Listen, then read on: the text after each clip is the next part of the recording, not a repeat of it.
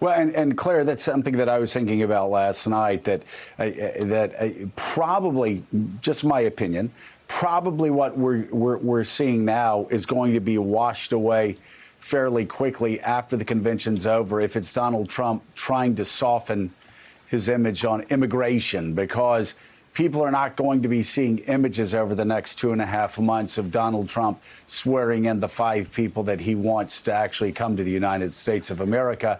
It'll be children in cages. It'll be the father and his young daughter, dad in the water, face down. It'll be babies being ripped from their mother's arms. It'll be stories of the Trump administration, of the cabinet actually sitting around a table and all of them raising their hands, agreeing that the policy of tearing children from mothers' arms, putting children in cages, was actually an effective way to run policy. I know that's an awful lot to throw out there, but that's what Biden's campaign and the Democrats are going to have to put in 30-second ads and on the internet over the next 2.5 months.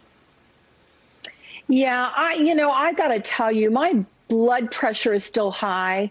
I'm not just mad, I'm damn mad at what this little man has done to the People's House, the trashing of the People's House for his raw political needs, his ego, his narcissism. The nerve of this guy to use those people as political props against the rules. You are not supposed to use government buildings for political purposes. These guys think they talk about law and order, but the laws don't apply to them. No, oh no, they don't have to follow the law. Well, they are in power. This is exactly what people can't stand about people in power, is people who abuse it and think the laws don't apply to them. Those 5 people that were put up there like props, I guarantee you, if journalists dig into their backgrounds, they will find that under Donald Trump's purported policy that he wants to put in place, they would not be allowed to come in this country. He doesn't want these people in this country. And it's been clear by the way he has acted.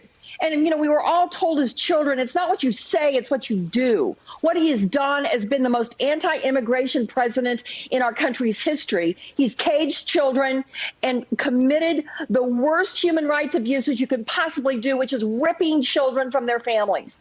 I am done with these guys. I am so sick of their preening and their posturing and their BS. And that's the thing, Jonathan Capehart. 4 nights of a convention can't paper over 3.5 years of policy and 3.5 years of the way this White House has treated some of the very people we saw up there last night. We saw speakers talking about religious freedom, despite the fact, remember, the president called for a Muslim ban when he was a candidate.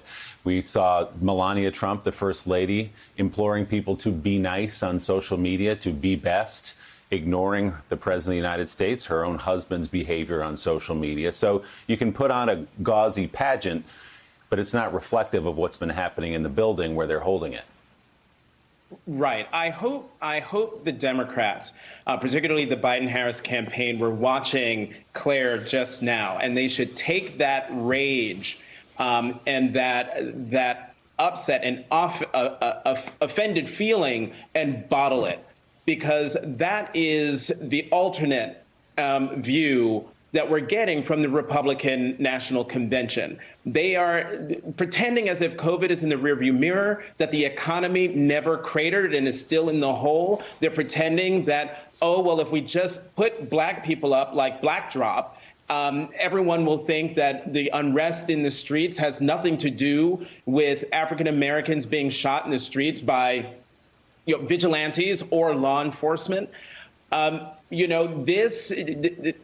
fact that they are trying to pretend and try to force their Earth 2 view on the rest of the country is it's galling.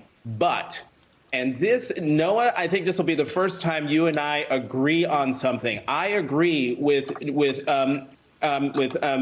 Noah that what this convention is doing is setting up a permission structure for those squishy people who may have voted for Trump in 2016, might regret it, don't like the tweets, don't like the caging of the children, don't like all the things that Claire talked about, and yet still are looking for just even a thread of an excuse to vote for him. I have long believed that President Trump has not been running a popular vote re-election strategy. He's been running an electoral college re-election strategy, which explains why he is always talking to his base. I think, Willie, you said at the top of the hour that for a lot of people watching MSNBC, what they're seeing and hearing is completely foreign to them. It makes no sense. It's another language. But for the Fox News crowd, this is exactly what they've been hearing, not only for the 4 years of the Trump administration, but for years now.